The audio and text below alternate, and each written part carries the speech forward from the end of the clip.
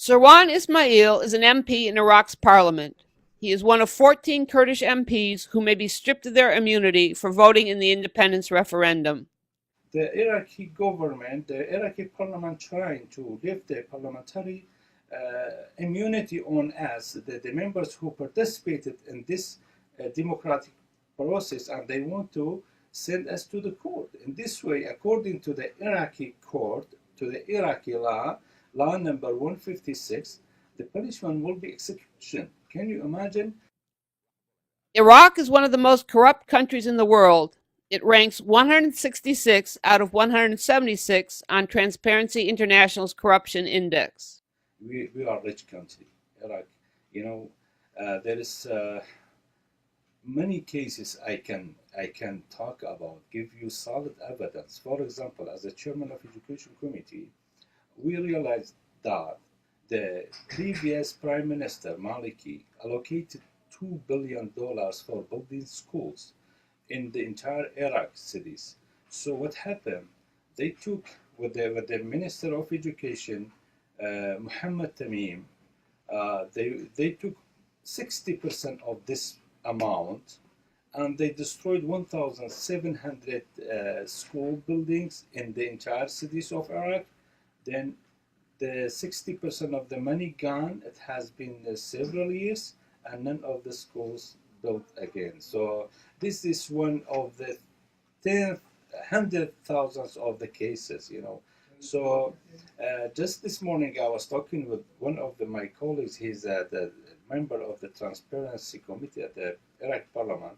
He mentioned more than 40,000 cases are under their hand for the corruption cases. He also described Iran's role in the assault on Kirkuk, as well as corruption within the Shiite militias.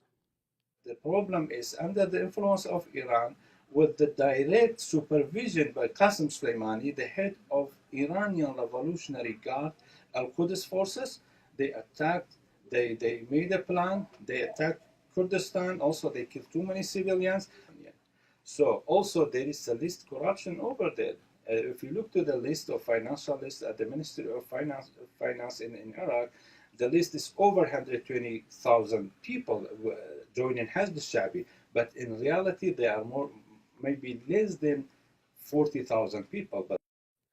General Michael Barbero served 4 years in Iraq. He sees Iran's role in the same way as Serwan Ismail and believes it is vital for the U.S. to support the Kurds. Well, I think it's absolutely important and essential that the United States continue its historic role of protecting the Kurds.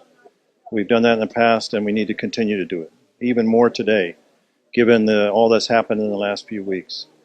And we need to do everything we can to help the Kurds protect themselves, and also to make clear to the neighbors that the United States is here to protect and defend the Kurds. So this legislation, I think, is absolutely important, because if it goes through Baghdad, it will never go to Kurdistan.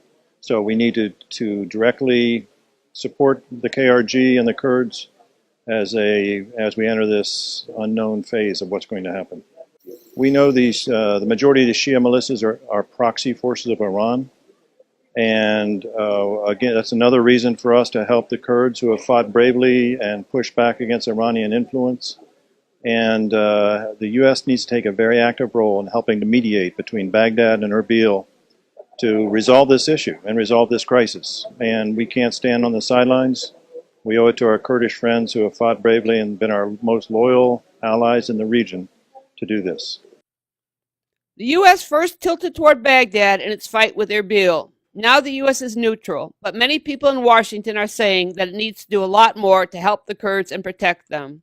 Lori Milroy, Kurdistan24, Washington, D.C.